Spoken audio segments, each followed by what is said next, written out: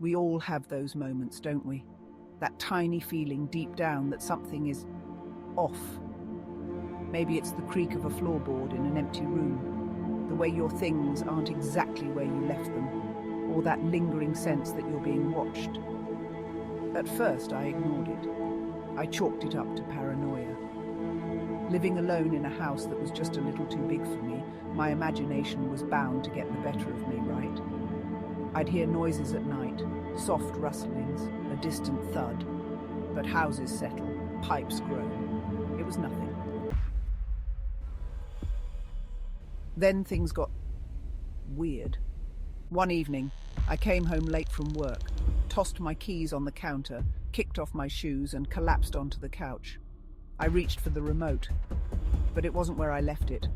Small, insignificant, but enough to make me pause. I found it across the room on the coffee table. I was sure I hadn't put it there, but again, I brushed it off. I was tired. Maybe I forgot.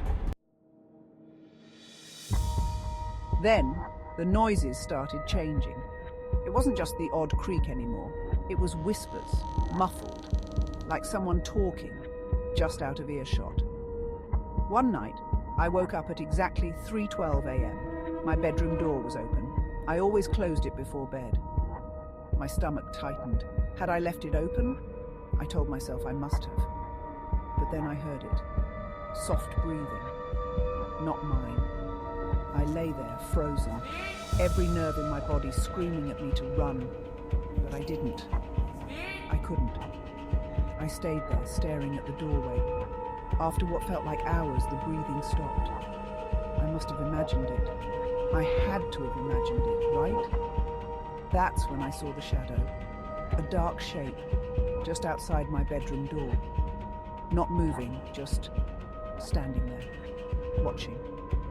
I reached for my phone, my fingers trembling so hard I almost dropped it. I turned on the flashlight, and the shadow was gone. I barely slept that night.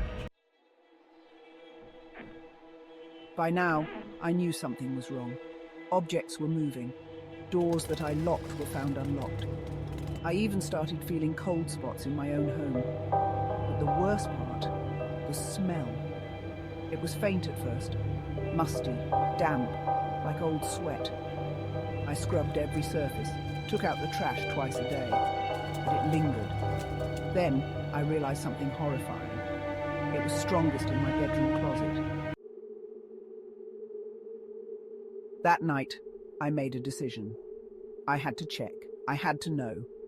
Armed with nothing but my phone and a kitchen knife, I stood in front of my closet door, heart pounding. I counted to 3. 1, 2, 3. I yanked the door open. Empty. But then I looked closer.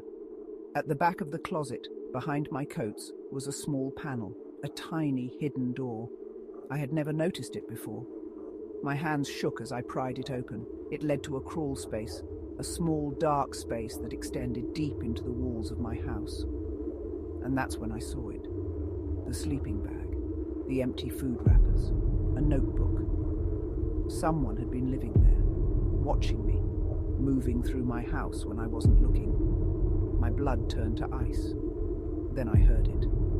A shuffling sound, coming from deep inside the crawl space. I ran. I don't remember grabbing my keys. Don't remember getting to my car. All I know is that I was suddenly outside, dialing 911 with shaking fingers. The police came.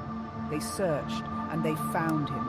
A man, a stranger, living inside my walls. He had been there for weeks, maybe months, watching me sleep, moving through my house when I was gone, leaving little traces, letting me know in the smallest ways that I was never truly alone. When they took him away, he wouldn't stop smiling.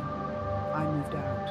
I never went back. But sometimes late at night I wake up thinking I hear something.